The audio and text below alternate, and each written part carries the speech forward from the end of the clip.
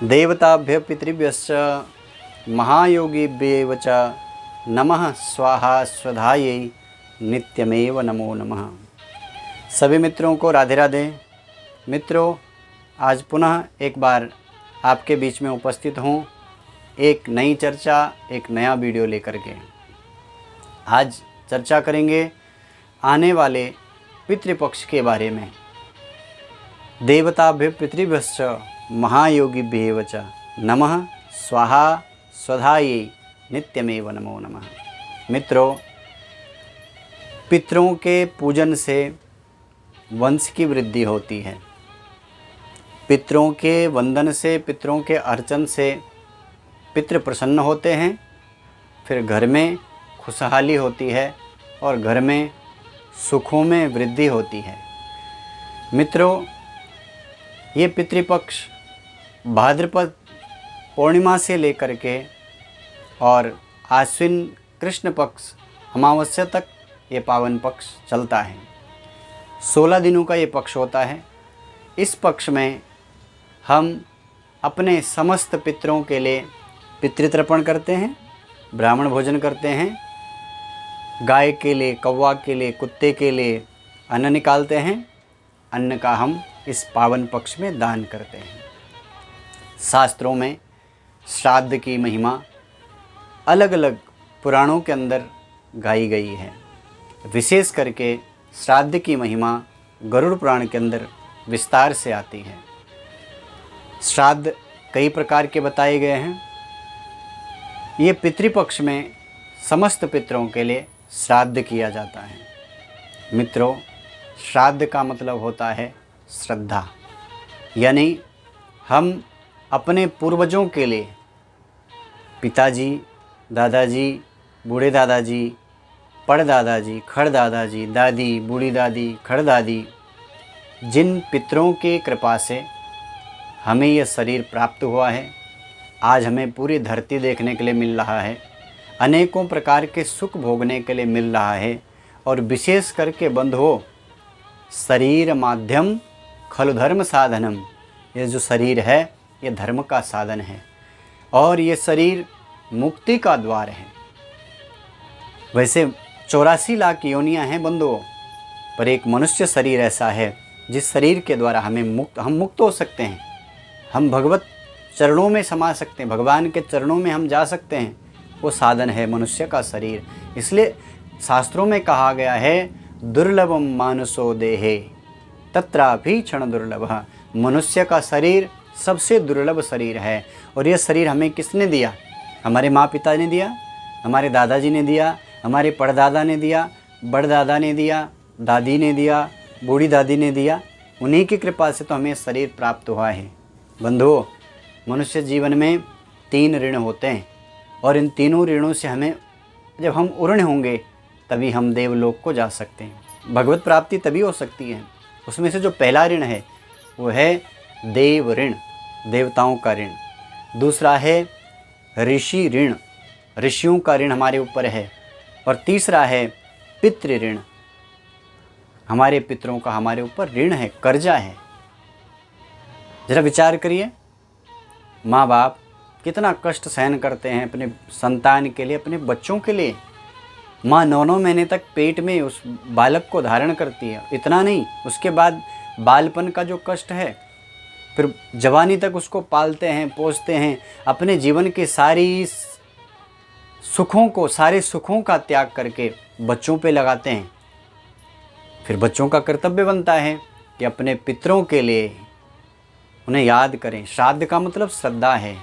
और पितृ ऋण से, पितरों का जो हमारे ऊपर ऋण है, वैसे तो माँ बाप का कर्जे से मुक्त होना असंभव है बंधुओं, लेकिन अगर आप श्रद्धा के साथ, अगर जिंदे माँ बाप हैं तो उनकी सेवा के द्वारा, और पूर्वजों के लिए दादा, परदादा, खड़दादा, इनके लिए श्राद्ध के द्वारा हम पितृ ऋण से उऋण हो सकते हैं। इसलिए पितृपक्ष में आने वाले जो 1 सितंबर से शुरू हो रहा है, 1 सितंबर 2020 से पितृपक्ष, वर्ष में पितृपक्ष एक ही बार आता है। आश्विन मास के कृष्ण पक्ष के प्रतिपदा से लेकर के अमावस्या तक ऐसे शास्त्रों में वर्णन आता है कि इस समय में जो हमारे पितर लोग होते हैं वो धरती पे आते हैं। और हमसे कुछ चाह उनकी होती है और अगर हम उनको नहीं देते हैं तो पितर नाराज़ होते हैं। कई लोग बोलते हैं हम तो मानते नहीं इन सब चीज़ों को और नहीं करते, बाद में लोग कष्ट भोग रहे हैं, दुख हो रहे हैं, परेशान होते हैं। घर में सब कुछ आता है, धन आता है, संपत्ति है, वैभव है, साधन सारे हैं, लेकिन फिर भी घर के अंदर क्लेश है, दुख है, परिवार में कष्ट है, बीमारियां हैं, रोग हैं, घर के अंदर अशांति है, वंश रुक जाता है। बंधुओं, जिसके पितृ नाराज होते हैं उनके पास सब कुछ होने के बाद भी घर में अशांति होती है, कष्ट होता है और उनके जीवन में दुख रहता है। भले पैसा कितना हो जाए, पैसा ही सब कुछ नहीं है बंधुओं। इसलिए उस पैसा के द्वारा सदुपयोग करके उन पितरों के लिए इस पावन पक्ष में, इस पितृ पक्ष में श्राद्ध किया जाए। श्राद्ध का मतलब श्रद्धा होता है। श्राद्ध मतलब श्रद्धा। हमें अपने पितरों के प्रति श्रद्धा व्यक्त करनी है। वो श्रद्धा किस तरह से हो सकती है वो आपके ऊपर है। आप उस श्रद्धा को किस द्वारा कैसे व्यक्त कर सकते हैं। वैसे पितरों को नित्य याद करना है, पितरों को वैसे नित्य याद करना है, पर श्राद्ध पक्ष ऐसा पक्ष है जिसमें हम उनका अर्चन करें, वंदन करें, उनको अन्न का दान करें, उनके निमित्तिक ब्राह्मणों को दें, गरीबों को दें, असहायों को दें, पितरों के निमित्तिक हम करें तो हमारे पितृ प्रसन्न होते हैं। और जिसके पितृ प्रसन्न होते हैं उसके जीवन में सुख होते हैं, उसके जीवन में समृद्धि होती है, उसकी संतति खूब बढ़ती है, उसकी संतानें होती हैं, उसका वंश बढ़ता है, उसके घर में सुख और समृद्धि होती है। जिसके पितृ नाराज होते हैं उसके घर में दुख ही दुख होते हैं।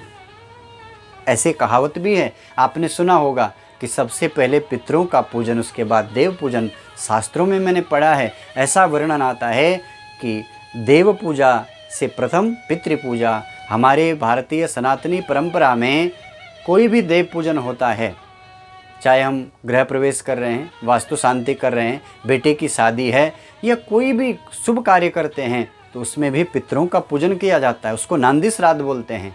नांदी श्राद्ध के रूप में हम पहले पितरों का पूजन करते हैं, उसके बाद देवताओं का पूजन करते हैं। और ऐसा कहते हैं बंधुओं, जिसके पितृ अगर नाराज़ हैं और उन पितरों के लिए कुछ किया नहीं जा रहा है तो समझ लो आप देवताओं का कितना पूजन कर लो फिर भी आपको सुख और शांति नहीं मिल सकती है। इसलिए अपने पितरों का स्मरण करिए नित्य और पितरों का पूजन कराइए। श्रीमद् भागवत के अंदर वर्णन आता है कि पितरों की मुक्ति के लिए अगर कोई, किसी के पास भगवान ने अगर सामर्थ्य दिया है, शक्ति दी है और धन खूब दिया है, परिवार अनुकूल है, तो पितरों की मुक्ति के लिए श्रीमद् भागवत बहुत उत्तम साधन है। चाहे कैसे भी दुर्गति में मनुष्य मरा हो, उसकी मुक्ति के लिए श्रीमद् भागवत से बढ़कर के कोई साधन नहीं हो सकता। पर हमारे पास अगर सामर्थ्य नहीं होता है, पर वैसे भी पितृपक्ष, महालय पक्ष इसको बोलते हैं, पितृपक्ष में अपने पितरों की मुक्ति के लिए हमें ज़रूर श्राद्ध करना चाहिए, श्राद्ध कर्म करना चाहिए। कई लोग बोलते हैं हम तो गया हो गए, अब क्या करना, गया के बाद कुछ करने की ज़रूरत नहीं है। नहीं बंधुओं, ये गलत बात है। ये तो आप अपनी जिम्मेवारी से भाग रहे हैं। एक ही दिन खाना खा लो, बोले हो गया हमने आज पेट भर के खा लिया, अब कल से खाने की क्या ज़रूरत है, आज ही पेट भर के खा लिया।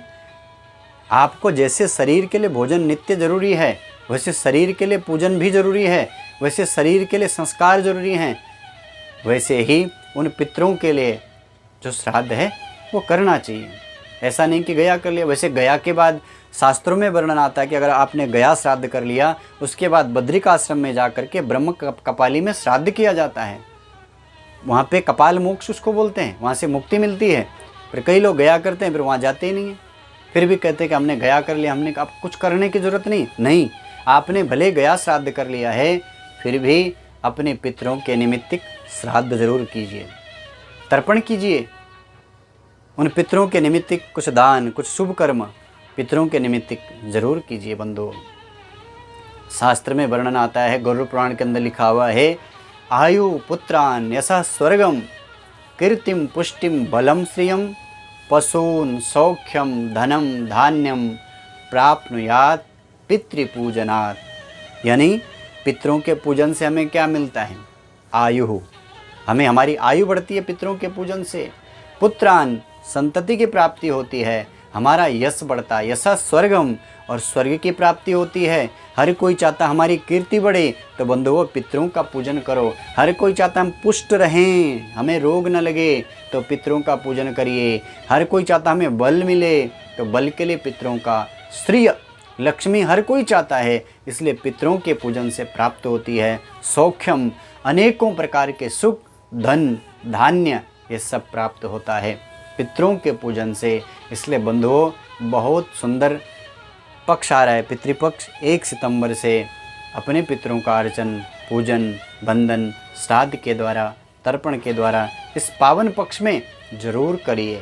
अपने बच्चों को भी संस्कार सिखाइए, उनको बताइए, आप करेंगे तो आपके बच्चे देखेंगे, संस्कार उतरेंगे, फिर आगे बच्चे भी करेंगे। श्रीमद् भागवत के महात्म्य में वर्णन आता है, गोकर्णोपाख्यान में, गया श्राद्ध सतेनापि मुक्तिर्मेन भविष्यति। धुंधकारी गोकर्ण जी से कहता, गोकर्ण जी ने कहा जब मैंने गया श्राद्ध कर लिया तेरे लिए भैया तो अभी भी मुक्त नहीं हुआ। तब वो धुंधकारी प्रेत कहता है गोकर्ण जी से, गोकर्ण भैया आप मेरे लिए एक नहीं बल्कि अनेकों गया श्राद्ध कर लो, फिर भी मेरी मुक्ति होने वाली नहीं है। इसका मतलब बंधुओं, हमने न जाने जीवन में कितने बड़े बड़े पाप किए हैं, और एक गया श्राद्ध से क्या मालूम हमें मुक्ति मिलती है कि नहीं मिलती है। कई लोग जो ऐसा बोलते हैं कि हमने गया कर लिया, अब करने की ज़रूरत नहीं है। न जाने कितने कितने हमने पाप कर्म किए होते हैं जो एक गया श्राद्ध से मुक्त नहीं होते। हमें लगता हमने पितरों के लिए गया श्राद्ध कर लिया, अब कुछ करने की ज़रूरत नहीं, पर हमारे पितृ फिर भी न जाने कौन से नरक में भटकते रहते हैं, कौन से दुर्गति को प्राप्त हैं, और हम ऐसे सोचते हमने कर लिया, अब कुछ करने की ज़रूरत नहीं। इसलिए गया श्राद्ध के बाद भी अपने पितरों के लिए तर्पण जरूर कीजिए, पितरों को याद कीजिए, श्रद्धा व्यक्त कीजिए उनके लिए, उनको वंदन कीजिए। पहले तो नित्य वंदन करिए, नहीं तो कम से कम ये 15 दिन का वर्ष में एक पक्ष आता है पितृपक्ष, इस पक्ष में अपने पितरों का श्राद्ध ज़रूर कीजिए और पितरों का अर्चन, बंधन ज़रूर कीजिए। और ये पक्ष जो है 1 सितंबर से शुरू हो रहा है। 2 तारीख से पहला श्राद्ध हो जाएगा, 1 सितंबर को पूर्णिमा का श्राद्ध है, और उसके बाद अमावस्या का जो अंतिम तिथि आती है उसको बोलते हैं सर्वपितृ अमावस्या। तो कई लोगों को अपने पितरों की तिथि याद नहीं रहती, तो वो लोग अमावस्या को, सर्वपितृ अमावस्या का दिन अपने पितरों का श्राद्ध कर सकते हैं। ये बंधुओं, ये जानकारी शायद आपको अच्छी लगी होगी।